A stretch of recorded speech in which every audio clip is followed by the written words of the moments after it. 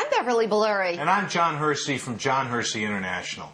In this segment, this video segment, we're going to really focus on something that's very important to creating your best year ever, and that is to identifying and maximizing your strengths. We're talking about your behavioral strengths, not your skill strengths necessarily.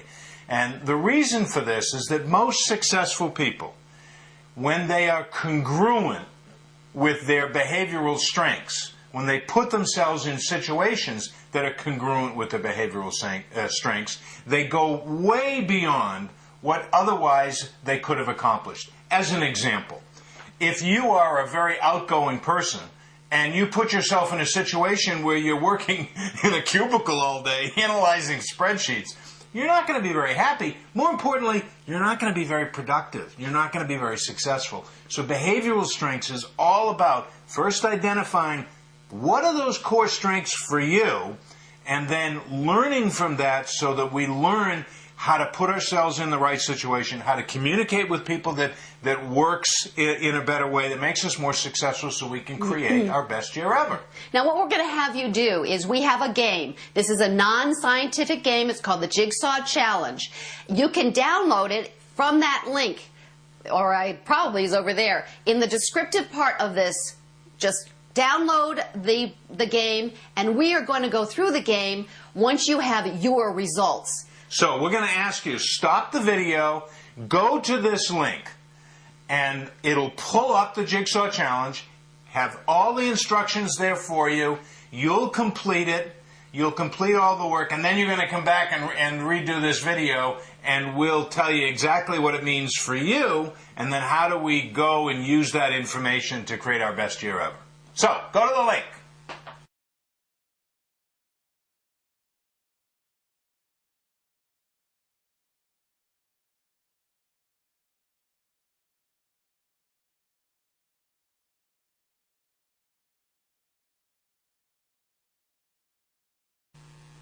Okay, welcome back. Hopefully you downloaded the Jigsaw Challenge, you filled it out, and you now know which column of descriptors is nails you. Which column has the highest number of descriptors that describes you? And hopefully you were brutally honest on this. You didn't try to put a description that you thought you would want to be. So you've got 4 columns: a red column, a yellow column, a green column, and a blue column. If your highest score, now you may have columns that are tied in terms of circled words that best describe you or strongly describe you. If you've got a tie, then you can participate in both conversations. But let's hypothetically say that your highest score was in the red column. Well, that means that answers the question, how do you handle problems and challenges? And it gives us great insight, because people that handle problems and challenges with this particular information, we call them drivers. They're aggressive, they're competitive, they're results-oriented, they're bold, they're direct. They're the entrepreneurs. They're the visionaries. Now, they can also be very impatient. Let me give you a couple of examples.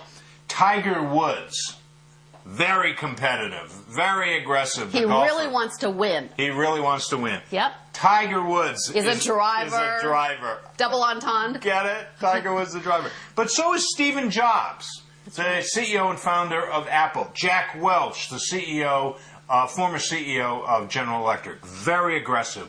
All about winning. Now, that's what drivers are. And we're going to talk about, as we go on with other segments, we're going to talk about some of the implications of that. But think about it. If you're a driver and you're competitive, how are you going to put yourself in situations where you're focused on winning? How are you going to put yourself in situations when what you're all about is the results? Okay, because you can get very impatient with that. Bev's got a lot. Well, I've got a lot of driver in me, but my column is the yellow column.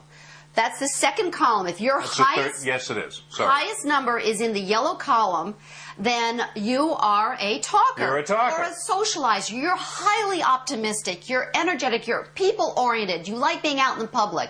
You really thrive on that kind of energy. As a matter of fact, if you take people out of your life, you'll die. You simply will not be the person you can be. It's very, very difficult for people to function without people if they're people. Absolutely, absolutely. Now you put Robin Williams, for example, the comedian and actor, he's a talker. Take people out of his equation, out of his life, and he suffocates. You take people who are talkers, you put them into that cubicle that we talked about a little bit a minute ago, or a few minutes ago, they suffocate. They can't function. So talkers are out there rather interacting than anything else. They're all about the experience. They love to enjoy. Best way to sell a talker is take them to lunch. They love the experience. They love the interaction. And let them talk. And let them talk. That's the key. Bev just did. Very important. The third column is, if your highest score is in the third column, we call you a supporter. You're steady, you're reliable, you're dependable, you're, that's me, you're resistant to change. Doesn't mean you won't change, like me, but I fight it every step of the way. I'm very slow to change, partly because I need to understand the reasoning behind the change. I need to be comfortable with the change before I go change. Now, a driver, if you said to a driver, you know, we're going to change our office today and you got to be at 5th and Main at noon, Bev was going to say, you know, I got a BlackBerry, I got my laptop, I'm good. I'm good to go. Now, John is calling me a driver because I'm a high I, or I've got that second column, but I am my red column is right close, so my driver is my kicker. I need to say, though, about this column, the green column, 40% of our population falls in that green column. So a lot of people are steady, dependable, reliable folks. And if you move too fast, you lose those folks. They have a hard time interacting with you. So here's the fourth column, is the blue column, and those people we call thinkers. They're analytical, they're neat, they're accurate, they're systematic, they're systemic. They're all about being correct, being right.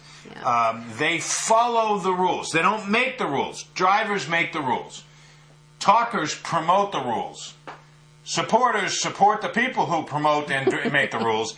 And the thinkers analyze the rules. They improve the rules. They follow the rules. But they don't make the rules. And we oftentimes in a workshop we'll point out someone who's a thinker and we'll say they've never got a speeding ticket in their life and they wonder how we knew that. Well, they follow the rules. Well, who would be an analyzer? Who would be an analyzer? Actually, Bill Gates would probably be more likely to be a thinker or an analyzer, but he's probably both a driver and a thinker. In terms of supporters, Sister Teresa would be a supporter. She's not necessarily, obviously, out of the business world, or was. So you have a lot of people. Now, here's the key about identifying and maximizing your behavioral strengths. First of all, this tool, the Jigsaw Challenge, is not a scientific tool. We have scientific tools from which the Jigsaw Challenge was developed as a discussion piece, but the Jigsaw Challenge is a way to give us sort of an indication, give us a little bit of a thumbnail, if you will.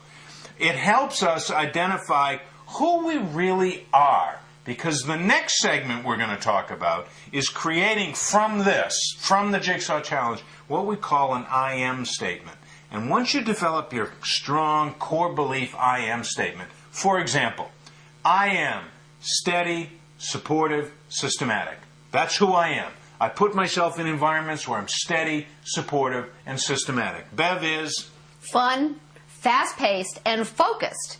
I thrive in that kind of situation, and if I'm not in that kind of situation for a long period of time, I become unproductive, I'm miserable, I'm not creative. It's definitely not a place for me to be. So when you're creating your best year ever, you want to make sure that you're congruent with who you are. And there are days that go by when I'm not feeling kind of right.